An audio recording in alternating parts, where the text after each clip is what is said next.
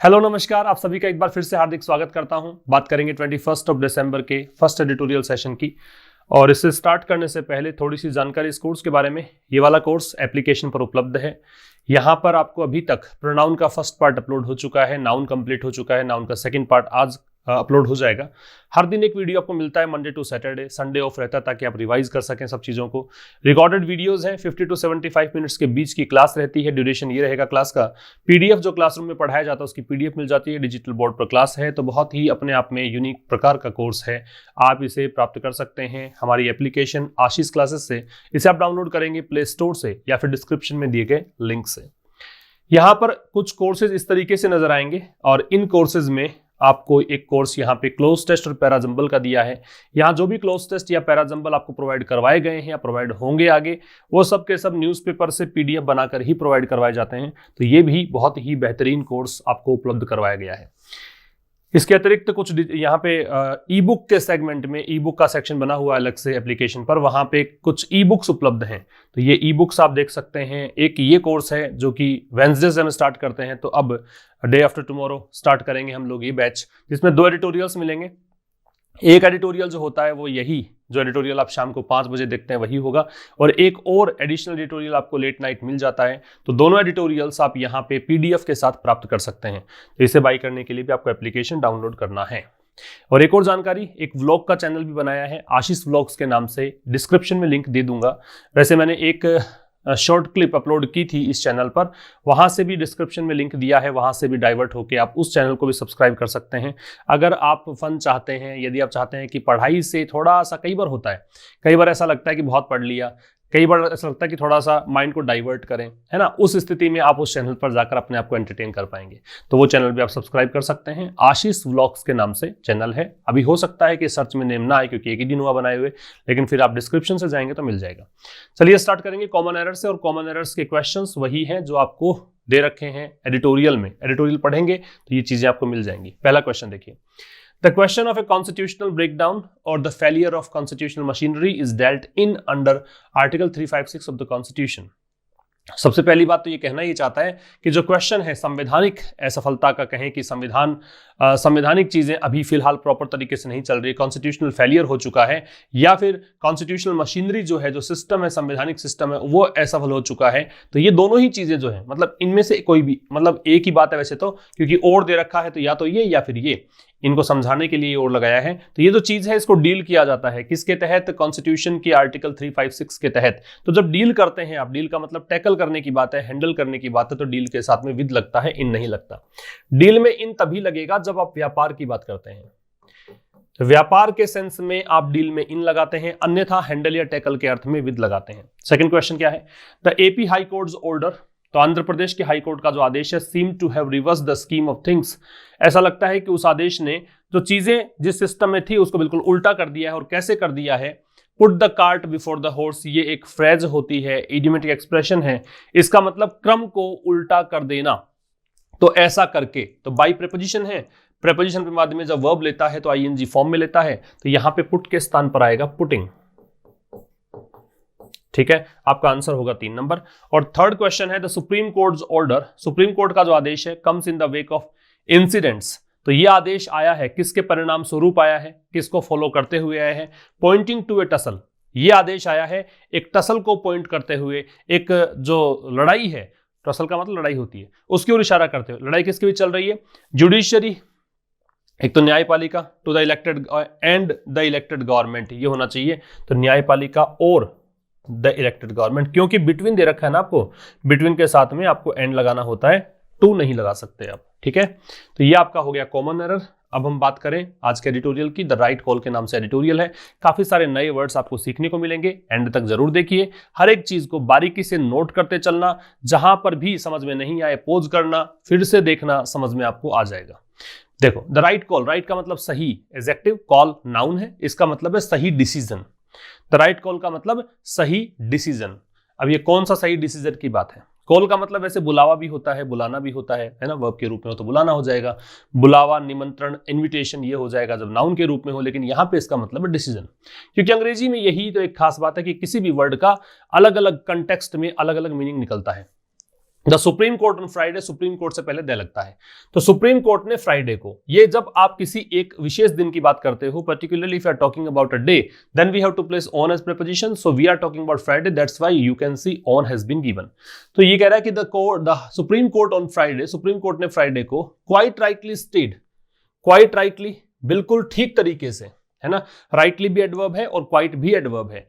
ये एडवर्ब ही एक ऐसी चीज है जो एडवर्ब को मॉडिफाई कर सकती है, ठीक है। तो इसने बहुत ठीक तरीके से स्टेड, स्टे मतलब स्टे लगा दिया, कोर्ट का स्टे लगता है ना कि कोई भी डिसीजन आया और उस पर कोर्ट ने स्टे लगा दिया, तो स्टे लगा दिया किस पर, N Andhra Pradesh high court order, एक आंध्र प्रदेश के हाई कोर्ट है उसके आदेश पर, और उस आदेश के बारे में दैट दे रखा रिलेटिव प्रोनाउन है। रिलेटिव प्रोनाउन का संबंध अपने पहले वाले शब्द या एंटेसिडेंट से होता है, इसलिए ये जो बात है वो किसके लिए कह रहा है, हाई कोर्ट के आदेश के लिए। तो हाई कोर्ट का कौन सा आदेश, जिस आदेश में ये चाहा गया था, सॉर्ट जो है वो सीक की सेकंड और थर्ड फॉर्म होती है, सीक, सॉर्ट, सॉर्ट, जिसमें ये चाहा गया था टू कन्वीन।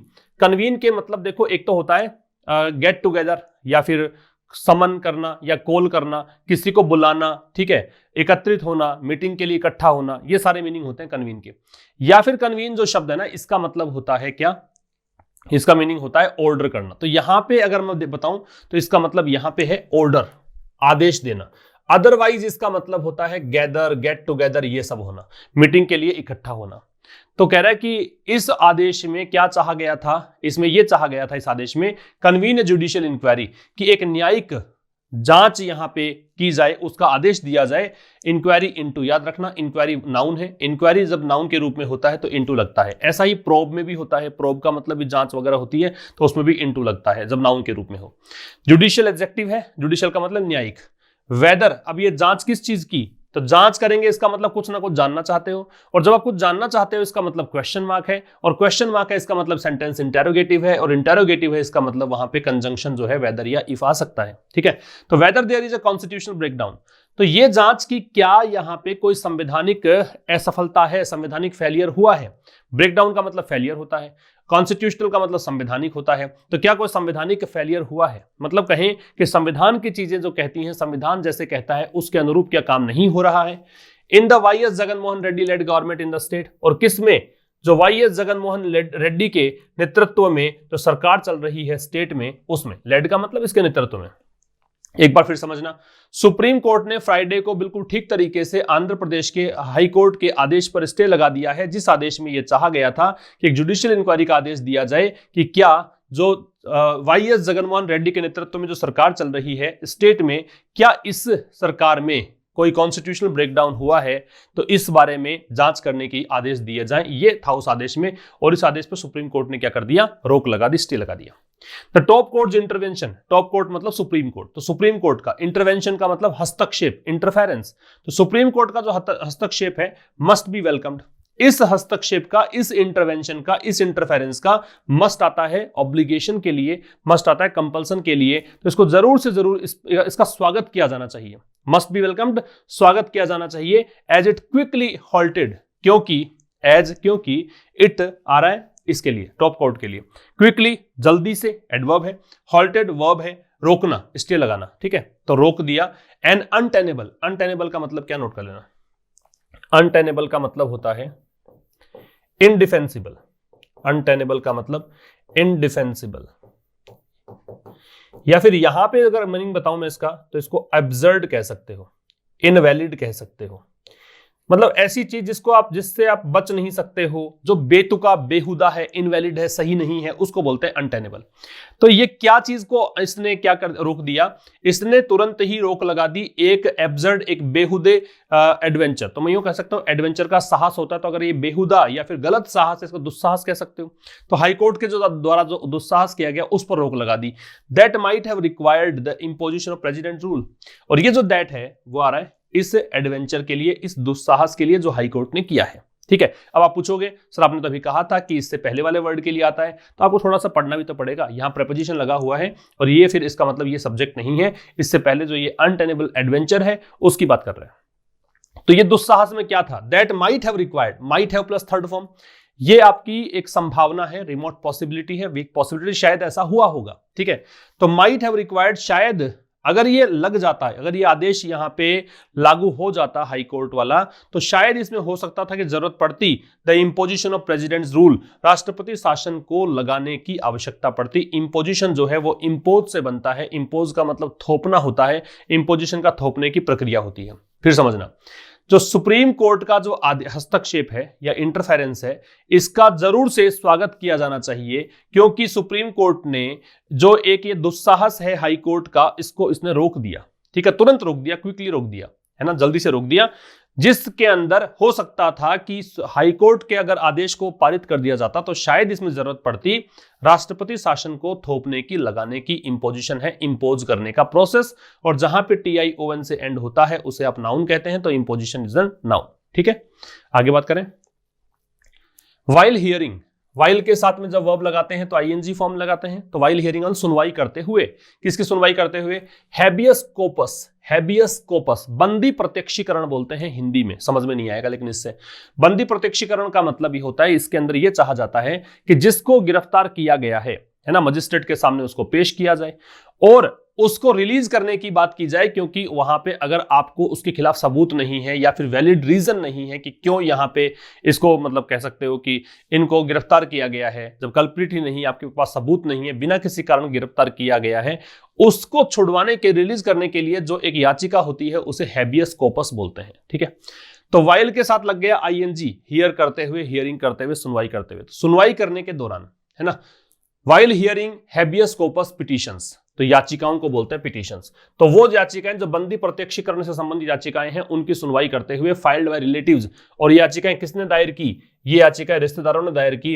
रिश्तेदार किसके, पर्सन्स, उन लोगों के, रिमांडेड इन जुडिशियल कस्टडी, जो वो पर्सन्स जो कि क्या थे, रिमांडेड, जिनका रिमांड लिया गया था जुडिशियल कस्टडी, न्यायिक हिरासत में, और ऑन बेल या फिर वो जमानत पर थे, उनके रिश्तेदारों के द्वारा।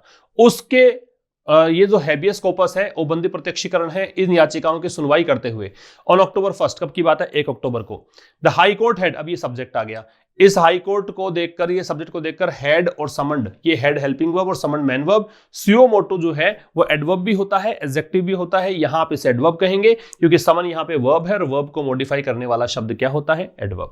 सुओ मोटो जो शब्द है इसका मतलब होता है ऑन इट्स ऑन, अपने आप से ही, ठीक है, ऑन इट्स ऑन, अपने आप से ही। तो October 1 अक्टूबर को, अब October 1 है, अब ये डेट आ रखी है इसलिए यहां पे ऑन है, अगर 1 नहीं होता, केवल अक्टूबर होता तो यहां पे इन आता, ठीक है।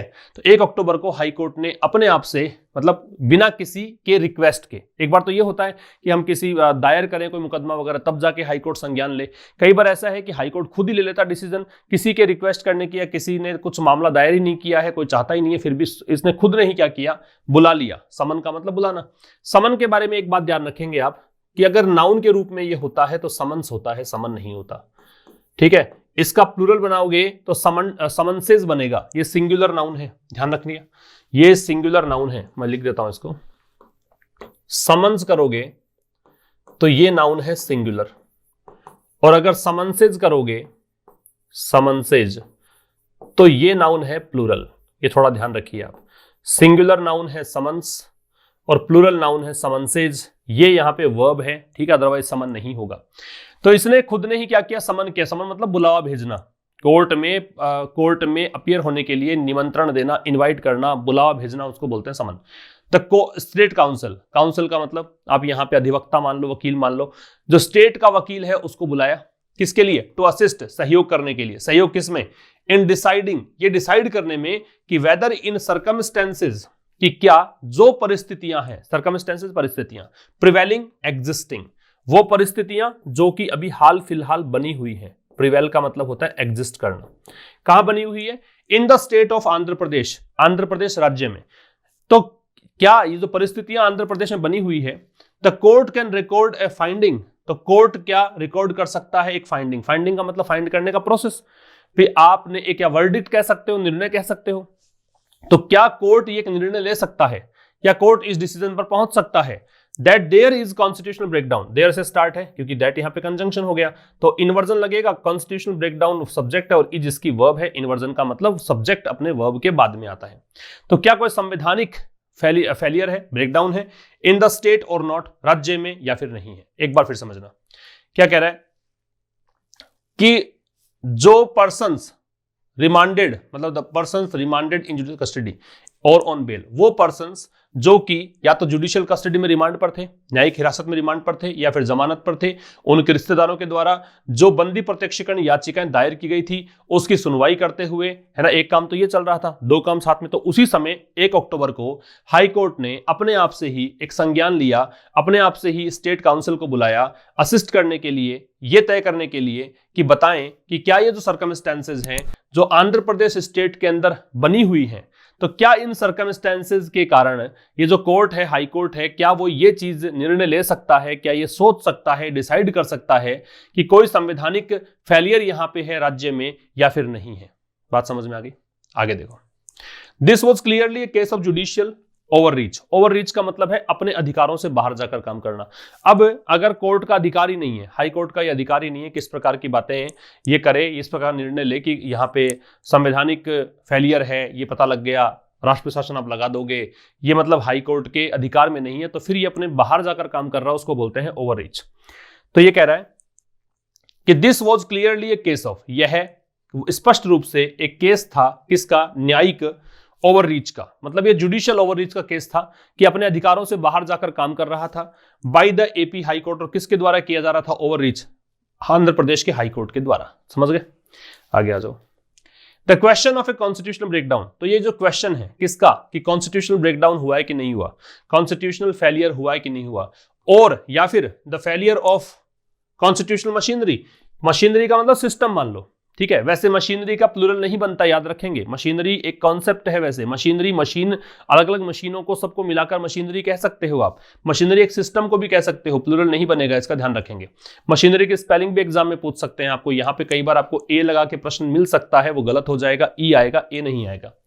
तो जो क्वेश्चन है कॉन्स्टिट्यूशनल लॉकडाउन का या फिर फेलियर ऑफ कॉन्स्टिट्यूशनल मशीनरी का, इस क्वेश्चन को डील किया जाता है विद, डेल्ट विद, ये देखो प्रश्न दिया था मैंने, डेल्ट विद डील की थर्ड फॉर्म है, क्योंकि इज बी का फॉर्म है, बी के रूप के साथ में आपको थर्ड फॉर्म ही लगानी होती है, और कोई फॉर्म तो लगा ही नहीं सकते आप। बी के साथ में या तो आईएनजी आता है, थर्ड फॉर्म आता है।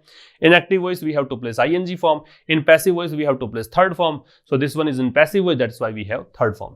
तो कह रहा है the question of a constitutional breakdown, तो संवैधानिक असफलता का या फेलियर का जो प्रश्न है, या फिर जो कॉन्स्टिट्यूशनल मशीनरी है कि संवैधानिक सिस्टम जो है वो फेल हो चुका है, ये जो प्रश्न है, इस प्रश्न को डील किया जाता है, इस प्रश्न को टैकल किया जाता है किसके तहत? कॉन्स्टिट्यूशन की धारा 356 के तहत। कॉन्स्टिट्यूशन से पहले दे लगेगा, ध्यान रखेंगे, ठीक है। हुज इन्वोकिंग, अब ये जो धारा है इसके लिए आ रहा है हुज। हुज पजेसिव एडजेक्टिव के लिए रिलेटिव प्रोनाउन के रूप में आया है हालांकि, और पजेसिव एडजेक्टिव होता है ये जिसकी इन्वोकिंग, इन्वोकिंग का मतलब है कोई भी लॉ को, रूल को यूज करना। तो ये धारा कब यूज की जाती है? तो इसकी जो, इसको यूज करना जो है ना, comes under the prerogative. Prerogative का मतलब होता है विशेषाधिकार, लिख लेना इधर, प्रेरोगेटिव। प्रेरोगेटिव का मतलब है प्रिविलेज, ठीक है। विशेषाधिकार कह सकते हो, राइट कह सकते हो, एंटाइटलमेंट कह सकते हो, ये सब कह सकते हो इसको। ये होता है विशेषाधिकार, ठीक। तो कह रहा है कि हुज इन्वोकिंग, जिसकी मतलब इन्वोकिंग है, मतलब इस धारा को यूज करना जो है वो आता है, किसके तहत आता है? The prerogative of the executive. Executive का मतलब होता है क्या? कार्यपालिका। कार्यपालिका का मतलब क्या होता है? सरकार, ठीक है। तो ये सरकार के विशेषाधिकार में आता है, नॉट द जुडिशरी, ये न्यायपालिका के अधिकार में नहीं आता। भी 3 अंग होते हैं ना, एक न्यायपालिका होती है, एक विधायिका होती है, कार्यपालिका होती है। तो ये कार्यपालिका और एक कह सकते हो कि ये चल रहा है जुडिशरी के कॉन्फ्लिक्ट, उसी की बात कर रहा है। तो ये जो ओवररीच कहा था पिछली स्लाइड में हमने देखा था, उसी के थोड़ा सा विस्तार दिया लेखक ने कि कैसे हमने कहा कि ये आंध्र प्रदेश ओवररीच कर रहा है। ओवररीच का मतलब है कि इसके अधिकार में नहीं, फिर भी कर रहा है। इसका मतलब ये बता रहा है कि कॉन्स्टिट्यूशनल ब्रेकडाउन का जो क्वेश्चन है, या फिर ये कॉन्स्टिट्यूशनल मशीनरी की जो असफलता का प्रश्न है, इसको कॉन्स्टिट्यूशन की धारा 356 के तहत लिया जाता है, और ये इसको यूज करने का अधिकार वो किसका है? वो सरकार का है, न्यायपालिका का नहीं है। अब एक केस बता रहा है कि इस केस को देख लो, इससे पता लगता है ऐसा। In the SR Bommai case, ये केस का नाम है, इस केस में अ 9 मेंबर बेंच, बेंच का मतलब पीठ होता है, पीठ का मतलब ग्रुप ऑफ जजेस होता है, ठीक है।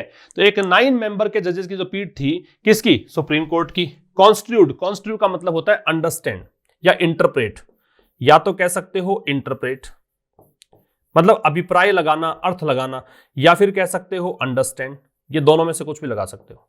या तो इंटरप्रेट यूज कर सकते हो या अंडरस्टैंड यूज कर सकते हो। तो एसआर बोम्बई केस में जो एक 9 मेंबर की बेंच है सुप्रीम कोर्ट की, उस बेंच ने यह समझा, क्या समझा? कि स्कोप ऑफ आर्टिकल 356 को समझा कि क्या स्कोप है, कब लगा सकते हैं, इस धारा को कब यूज कर सकते हैं, इसके स्कोप को, इसकी रेंज को समझा। विच ऑल्सो अलाउज, विच यहां पे बता रखा है इसके लिए, पीछे वाले के लिए, also allows the imposition of presidents rule in the states. तो इसका स्कोप क्या है? इसका स्कोप यह भी अलाउ करता है कि आप स्टेट्स में, राज्यों में राष्ट्रपति शासन लगा सकते हो, इंपोजिशन का, इंपोज करने का प्रोसेस थोप सकते हो विद स्ट्रिंजेंट कंडीशंस। और कैसे लगा सकते हो? बड़ी स्ट्रिक्ट स्थितियों के साथ। स्ट्रिंजेंट का मतलब होता है स्ट्रिक्ट, बहुत ही कठोर, सीवियर, ठीक है, बहुत सख्त शर्तों के साथ। शर्तें किसकी? फॉर द वैलिड एक्सरसाइज, शर्तें हैं कि बिल्कुल legal exercise of that power, और किसकी एक्सरसाइज? उस शक्ति की, बाय द प्रेसिडेंट, राष्ट्रपति के द्वारा, आफ्टर बीइंग प्रेजेंटेड, कैसा करने के बाद? प्रेजेंट किए जाने के बाद। ये पैसिव वॉइस हो गया, और आफ्टर के साथ आईएनजी, क्योंकि प्रीपोजिशन है तो आईएनजी लगेगा। विद अ प्रोक्लेमेशन, प्रोक्लेमेशन होता है अनाउंसमेंट, घोषणा। घोषणा किसके द्वारा? By the union council of ministers, जो भी मंत्री परिषद है उसके द्वारा घोषणा करने के बाद। यूनियन काउंसिल, काउंसिल का परिषद होता है, संघ होता है, और परिषद किसकी है? केंद्रीय मंत्री की परिषद है, उसकी बात कर रहा है। एक बार फिर समझना, यहां तक तो हमने पढ़ लिया। अब देखो, जो एसआर बोम्बई केस था, इस केस में एक सुप्रीम कोर्ट की 9 मेंबर बेंच थी। ये वाली कॉन्सेप्ट आपको पता होना चाहिए। नाउन का कॉन्सेप्ट होता है नंबर प्लस नाउन। चाहे आप इसको ऐसे रट लें, जो कि बुक की लैंग्वेज होती है, नंबर प्लस नाउन। तो नंबर के बाद जो नाउन आएगी प्लूरल नहीं आएगी। कॉन्सेप्ट ये कहता है कि नाउन और इसके पहले एक और नाउन, तो ये नाउन मॉडिफायर या नाउन क्वालिफायर बनता है, जो कि इक्विवेलेंट होता है एडजेक्टिव के, और adjective can not be change into plural form. तो इस कारण से मेंबर्स नहीं होगा, ठीक है, ये ध्यान रखना।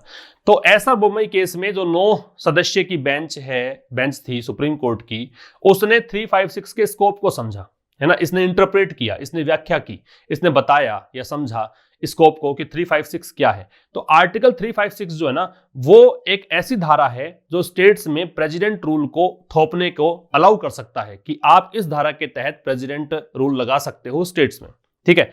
और इसमें बहुत ही सख्त कंडीशंस होती हैं कि प्रेसिडेंट जो है उसको अगर आपने प्रेजेंट कर दिया, प्रेसिडेंट जो है उसको आपने अगर प्रेजेंट कर दिया, थोड़ा सा ध्यान से समझना है इसको, ये नीचे तक जुड़ी हुई बातें हैं, यहां तक तो आ गया, थोप सकता है। और ये कह रहा है कि बड़ी सख्त कंडीशंस के साथ। कंडीशंस किसकी है? कि वैलिड एक्सरसाइज की कंडीशन। वैलिड का मतलब होता है लीगल, एक्सरसाइज का मतलब होता है अपने अधिकारों का प्रयोग।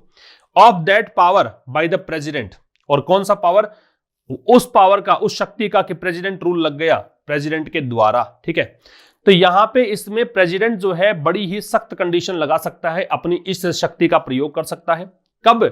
इसको प्रेजेंट करने के बाद, प्रेसिडेंट को प्रेजेंट करने के बाद। भाई प्रेसिडेंट रूल के लिए प्रेजेंट करोगे कि राष्ट्रपति शासन लग गया यहां पे, और ये घोषणा कौन करता है? यूनियन काउंसिल ऑफ मिनिस्टर्स करती है उसके बाद। मतलब ये सरकार के अधीन है। सरकार क्या करेगी? प्रेसिडेंट को प्रेजेंट करेगी, और फिर प्रेसिडेंट जो है अपने अधिकार को बहुत ही सख्ती से प्रयोग कर सकते हैं स्टेट्स के अंदर। तो ये जो धारा है आर्टिकल 356 है, इसके बारे में थोड़ा सा था कि इस आर्टिकल के बारे में सुप्रीम कोर्ट जो है उसकी 9 मेंबर की जो बेंच है उसने इंटरप्रेट किया है, थोड़ी सी व्याख्या इसकी की है कि ये धारा स्टेट्स के अंदर राष्ट्रपति शासन को इंपोज कर सकती है, और इसमें राष्ट्रपति जो है काफी सख्त कंडीशंस लगा सकता है। लेकिन राष्ट्रपति को प्रेजेंट कौन करेगा? यूनियन काउंसिल ऑफ मिनिस्टर्स है, वो उसकी घोषणा करेगी। राष्ट्रपति शासन लगेगा नहीं लगेगा, जुडिशरी के अधिकार में नहीं आता है। तो इसी को समझाने के लिए इसने ये इस केस का थोड़ा सा जिक्र किया है। आगे देखो, दिस इंक्लूडेड असर्टेनिंग। असर्टेनिंग का मतलब क्या होता है? असर्टेनिंग जो शब्द है इसका मतलब क्या होता है? असर्टेन का मतलब होता है, आप कह सकते हो सुनिश्चित करना, ठीक है, एस्टैब्लिश करना, या फिर इसका आप और भी कंटेक्स्ट हो सकते हैं, ठीक है, लेकिन यहां पे जो मीनिंग निकल रहा है वो है सुनिश्चित करना। दीज इंक्लूडेड, अब ये दीज इन चीजों में जो हमने पीछे बातें करी है उन चीजों में इंक्लूडेड शामिल है। क्या चीज? एसर्टेनिंग, ये सुनिश्चित करना कि वेदर ऑब्जेक्टिव कंडीशंस, कि क्या जो ऑब्जेक्टिव कंडीशंस हैं, कौन सी कंडीशंस? ये कंडीशंस, ये है ना कि भी स्ट्रिंजेंट कंडीशंस लगा रखी है, ये सख्त स्थितियां हैं, मतलब शर्तें हैं, उन शर्तों की बात है कि क्या जो ऑब्जेक्टिव कंडीशंस हैं जो आप शर्तें लगा रहे हो, ऑब्जेक्टिव का मतलब ऑब्जेक्शनेबल कह सकते हो, या फिर यहां पे ऑब्जेक्टिव का मतलब ये निकलता है कि जिस स्थितियों की आप जिक्र कर रहे हो, जो शर्तें आप लगाना चाहते हो, उन शर्तों की बात है। तो इनमें शामिल है ये सुनिश्चित करना, ये स्टैब्लिश करना, ये डिटरमिन करना कि क्या जो ऑब्जेक्टिव कंडीशंस हैं वो एग्जिस्ट करती हैं, क्या वो अस्तित्व में है, विच रेंडर इट इम्पॉसिबल, जो कि विच यहां पे आ रहा है कंडीशंस के लिए, जो कि इसे इम्पॉसिबल बना देती है। रेंडर का मतलब है cause to happen, cause to become, या फिर मेक, लिख लेना।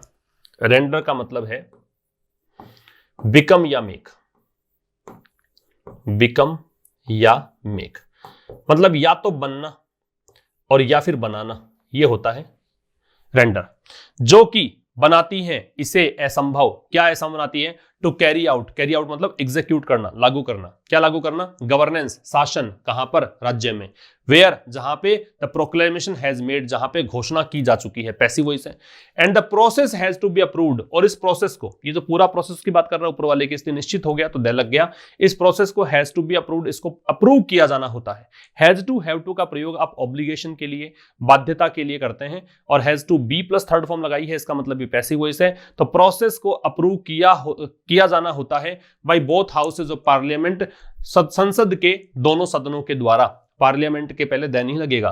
Before consideration for judicial review, किससे पहले? जुडिशियल रिव्यू के लिए कंसिडरेशन करने से पहले। कंसिडरेशन विचार विमर्श है ना, सोच विचार। जुडिशियल रिव्यू न्यायिक पुनरावलोकन है ना, तो न्यायिक पुनरावलोकन के बारे में विचार किए जाने से पहले दो संसद के दोनों सदन हैं उसका अप्रूवल मिलना जरूरी है। एक बार फिर समझें तो इनमें क्या शामिल है, मतलब यहां पे जो पिछली बातें की थी कि आर्टिकल 356 जो है वो राष्ट्र शासन लगा सकता है, प्रेसिडेंट रूल थोप सकता है, इसमें कुछ मतलब राष्ट्रपति की जो शक्ति है कि राष्ट्रपति जो है अपनी एक्सरसाइज का यूज करेगा, उसके लिए कुछ स्ट्रिंजेंट कंडीशंस हैं, ये कह सकते हो, ठीक है। उसके लिए कुछ सख्त कंडीशंस हैं, कुछ सीवियर शर्तें होती हैं कि कैसे उसका यूज कर सकता है, और ये तभी होता है जब काउंसिल ऑफ मिनिस्टर्स जो है ना उनका चयन करती है, प्रेजेंट करती है प्रोक्लेमेशन के साथ, मतलब इसमें घोषणा होती है यूनियन काउंसिल ऑफ मिनिस्टर्स के साथ, ठीक है।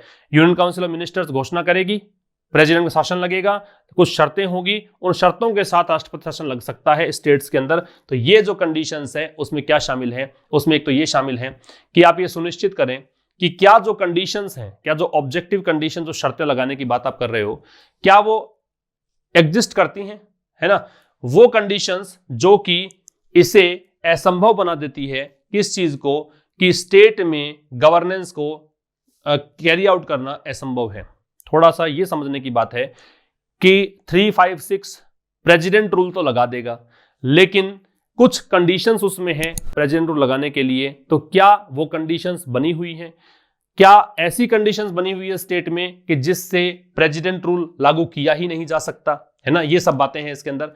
वेयर, अब ये कह रहा है उस स्टेट में जहां पर घोषणा की जा चुकी है और प्रोसेस को संसद के दोनों सदनों के द्वारा अप्रूवल दिया जाना बाकी है ना, किससे पहले? न्यायिक पुनरावलोकन के विचार विमर्श से पहले। आगे देखो, but the AP high court order, लेकिन जो आंध्र प्रदेश हाई कोर्ट का आदेश है, ये जेनेटिव केस हो गया, जहां पर भी अपोस्ट्रोफी लगाते हैं वो जेनेटिव केस होता है ना, तो एपी हाई कोर्ट का जो आदेश है, सीम्ड टू हैव रिवर्स्ड, ऐसा लगा कि इसने उल्टा कर दिया, सीम्ड ऐसा प्रतीत हुआ, टू हैव रिवर्स्ड कि इसने बिल्कुल विपरीत कर दिया, रिवर्स कर दिया, उल्टा कर दिया, द स्कीम ऑफ थिंग्स का मतलब है चीजों को, ठीक है। जैसा कि कहा कि न्यायपालिका कुछ नहीं कर सकती इसमें, ये संसद के दोनों सदन है वो स्वीकृति देंगे, सरकार है वो कुछ कर सकती है, कार्यपालिका कुछ कर सकती है, ठीक है, यहां जुडिशरी के अधिकार में नहीं है, तो यहां थोड़ा समझाया है। लेकिन हाईकोर्ट का जो आदेश था ना, उसमें ऐसा लगा कि इसने जो चीजें जैसी होनी चाहिए थी, जो स्कीम ऑफ थिंग्स थी, जो एक सीक्वेंस होना चाहिए था, उसको उल्टा कर दिया। कैसे कर दिया? By putting the cart before the horse, घोड़ा पीछे गाड़ी आगे, ये होता उल्टा क्रम, ठीक है, घोड़े के आगे गाड़ी लगाकर, ठीक है। इन आस्किंग टू एसर्टेन, और कैसे किया वो समझा रहा है।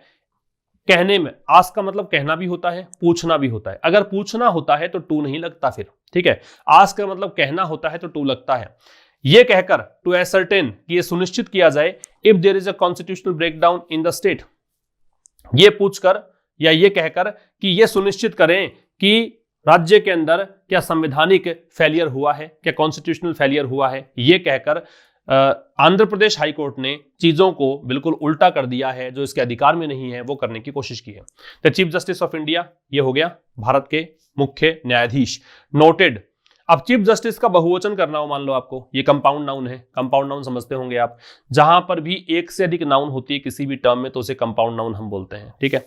तो जब आपको चीफ जस्टिस का बहुवचन करना हो तो कैसे बनाओगे, चीफ जस्टिसेस बनाओगे। क्यों? क्योंकि जस्टिस जो शब्द है ना वो आपका नाउन है और ये यहां पे मॉडिफायर का काम करेगा। कैसा? जस्टिस, चीफ जस्टिस, ठीक है। इसलिए यहां पे आपको जस्टिसेस करना पड़ेगा, मेन वर्ड जो इसके अंदर है जस्टिस है। तो भारत के मुख्य न्यायाधीश नोटेड, उन्होंने नोट किया that the court found it to be disturbing before saying it, कि कोर्ट ने इसे पाया, क्या पाया? टू बी डिस्टर्बिंग, कि ये डिस्टर्बिंग है, ये चीजों को डिसरप्ट करने वाला है, बिफोर स्टेइंग इट, मतलब इस पर स्टे लगाने से पहले। तो चीफ जस्टिस ऑफ इंडिया है, उन्होंने ये बात नोट की कि कोर्ट ने, मतलब सुप्रीम कोर्ट ने इस चीज को बड़ा ही डिस्टर्बिंग पाया। इसको स्टे तो लगाया, स्टे इसलिए लगाया क्योंकि इसको ऑब्जेक्शनेबल लगा, तो ये इसको स्टे लगाने से पहले इस ऑर्डर पर इसे बड़ा ही डिस्टर्बिंग पाया कि ये व्यथित करने वाली घटना है, ये डिस्टर्ब करने वाली घटना है। The Supreme court order, supreme court का जो आदेश है, कम्स, आया है। अब यहां पे प्रेजेंट सिंपल है, वैसे आप अगर ये पढ़ोगे आता है तो अर्थ निकाल नहीं पाओगे, इसलिए मैंने कहा आया। In the wake of, in the wake of मतलब परिणाम स्वरूप, following. In the wake of एक फ्रेज है, इससे मतलब होता है as a result of, as a result of, ठीक है, या फिर आप कह सकते हो फॉलोइंग, परिणाम स्वरूप। तो सुप्रीम कोर्ट का जो आदेश है किसके परिणाम स्वरूप आया?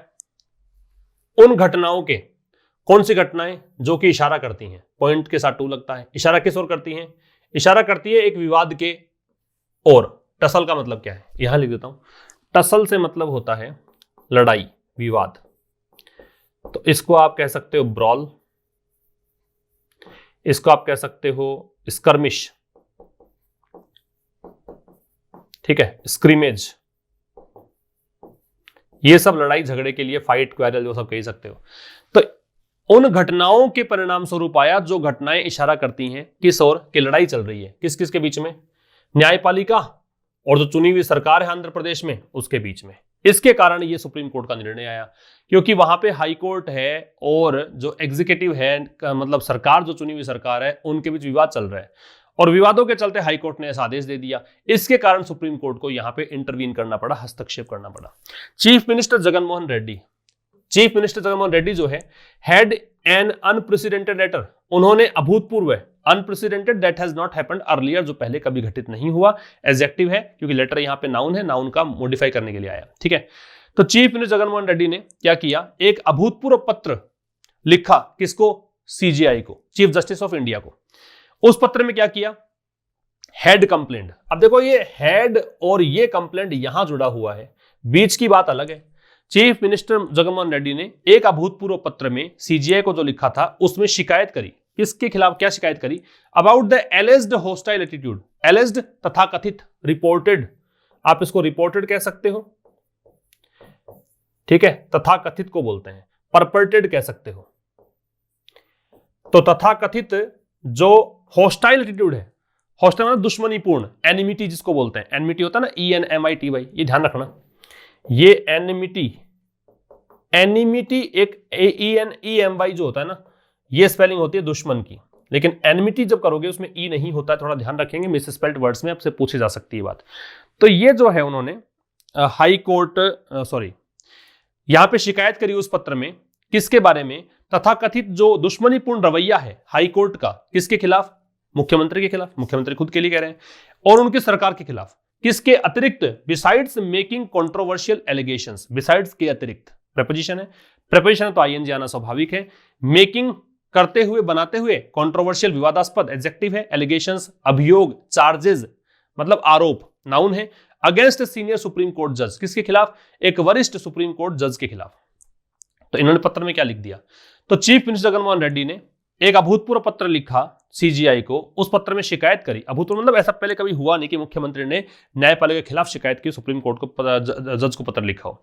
इन्होंने पत्र लिखा और उसमें शिकायत करी कि हाईकोर्ट जो है ना उनके खिलाफ दुश्मनीपूर्ण रवैया बरतता है, उनके सरकार के खिलाफ भी ऐसा ही रवैया उनका, और इसके अलावा इन्होंने एक वरिष्ठ वकील, एक सुप्रीम कोर्ट जज है, उनके खिलाफ भी विवादास्पद आरोप लगाए उस पत्र के अंदर। ठीक है, this was even as the high court ordered CBI probe, this was even as the High Court ordered a CBI probe into what it termed was a social media campaign against the judges। अब समझना, यह यहां तक भी था, even मतलब भी, कि हाई कोर्ट ने ऑर्डर दिया, मैं यहां तक गई बात कि हाई कोर्ट ने आदेश दिया, ऑर्डर जब वर्ब के रूप में आता है तो इसके बाद में प्रीपोजिशन नहीं लगाते हैं। क्या आदेश दिया, सीबीआई प्रोब का, एक सीबीआई जांच करवाई जाए, प्रोब के साथ में क्या लगता है, into what it termed, what it आ रहा है हाई कोर्ट के लिए, हाई कोर्ट ने जो की संज्ञा दी थी, क्या संज्ञा दी थी, जिसे कि इसने कहा था कि ये सोशल मीडिया कैंपेन है, कि एक सोशल मीडिया कैंपेन है, व्हाट्सएप पर, फेसबुक पर, ट्विटर पर छाने का एक अभियान है, अगेंस्ट जजेस, किसके खिलाफ, जजेस के खिलाफ।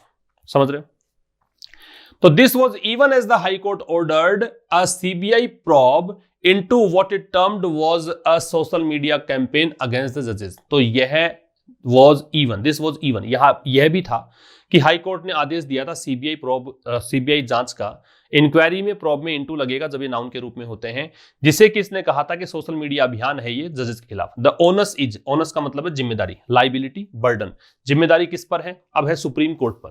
किसकी जिम्मेदारी है, टू पुट एन एंड, कि वो अंत करे, किसका अंत करे, अनसीमली टसल, टसल तो विवाद पढ़ ही लिया, अनसीमली होता है इनडेकोरस या इनएप्रोप्रिएट, लिख देता हूं, अनसीमली का मतलब है इनएप्रोप्रिएट, अनुपयुक्त, इनएप्रोप्रिएट, या फिर आप इसे कह सकते हो इनडेकोरस, इनडेकोरस, ठीक है, अनुपयुक्त। तो अंत करे इस अनुपयुक्त लड़ाई को, किसके खिलाफ लड़ाई, किस लड़ाई चल रही है, स्टेट में जो न्यायपालिका और गवर्नमेंट के खिलाफ बीच चल रही है, बिटवीन के साथ एंड लगता है, तो यहां एंड आ गया। Ordering and internal inquiry, inquiry फिर से इनटू आ गया, ऑर्डरिंग ये जेरेंड है, क्योंकि जेरेंड तभी है जब आईएनजी फॉर्म सब्जेक्ट बन जाती है। तो ऑर्डरिंग एंड इंटरनल इंक्वायरी, एक आंतरिक जांच का आदेश देना, द चीफ मिनिस्टर्स लेटर, और किसकी जांच, चीफ मिनिस्टर के पत्र की, would be a good beginning, वो जांच जो है, वो आदेश जो है, वो एक अच्छी स्टार्ट होगा कि अगर सुप्रीम कोर्ट यहां आदेश दे दे कि चीफ ने जो पत्र लिखा था ना उसकी जांच की जाए, एक इंटरनल इंक्वायरी की जाए, ये अच्छी शुरुआत होगी। अ क्लियर नलिफिकेशन, एक स्पष्ट रूप से रद्द करने का प्रोसेस, नलिफिकेशन रद्द करने की प्रक्रिया, नलिफाई करने का प्रोसेस, तो एक स्पष्ट नलिफिकेशन है किसका, हाई कोर्ट ऑर्डर का, कि हाई कोर्ट को पूरी तरीके से खत्म कर दिया। विल ऑल्सो इंश्योर, ये भी सुनिश्चित करेगा, ये सुप्रीम कोर्ट ने जो हाई कोर्ट के आदेश को पूरी तरह खत्म कर दिया, ये इस बात को सुनिश्चित करेगा दैट सच लीगल एडवेंचर्स, कि ऐसे जो ये साहस किया जाता है, एडवेंचर साहस को बोलते हैं, यहां दुस्साहस हो गया, लीगल कानूनी, कि ऐसे जो कानूनी दुस्साहस हैं, इंपिंजिंग अपॉन, जो कि अफेक्ट करते हैं, इफेक्ट डालते हैं, मतलब बुरा असर डालने को इंपीज बोलते हैं, इसमें ऑन भी लगता है, इसमें अपॉन भी लगता है, किस पर असर डालते हैं, द सेपरेशन ऑफ पावर्स, जो शक्तियों का विभाजन है, कि न्यायपालिका अपना काम करे, कार्यपालिका अपना काम करे, विधायिका अपना काम करे, है ना, इन द स्टेट, राज्य में, आर नॉट रिपीटेड, तो वो जो चीजें हैं, ऐसी दुस्साहस जो हैं वो फिर से रिपीट ना हो इसके लिए। ठीक है, तो स्पष्ट रूप से जो ये खत्म कर दिया, बिल्कुल ऑर्डर खत्म कर देना जो है ऑर्डर को, ये भी सुनिश्चित करेगा कि ऐसी न्यायिक दुस्साहस फिर से नहीं हो, वो दुस्साहस जो कि राज्य के अंदर जो शक्तियों का विभाजन है उसको बुरी तरह प्रभावित करता हो। ठीक है, ये आपका एडिटोरियल हो गया। अब हम बात करते हैं रिवीजन की। अनसिमली अभी हमने देखा, अनसिमली का मतलब क्या होता है, इनएप्रोप्रिएट या इनडेकोरस, एक नंबर को जोड़ा जाएगा डी से। टसल का विवाद होता है तो टसल को जोड़ दीजिए स्कर्मिश से, एज से जुड़ जाएगा। एसर्टेन का स्टैब्लिश या डिटरमीन करना होता है, सुनिश्चित करना, तो ई। डिटरमीन बोलते हैं, डिटरमाइन नहीं बोलते ना। स्ट्रिंजेंट का सख्त होता है, स्ट्रिक्ट या सीवियर कह सकते हो, बी से जुड़ जाएगा। और प्रेरोगेटिव का मतलब होता है प्रिविलेज, विशेषाधिकार को बोलते हैं, तो सी से जुड़ जाएगा।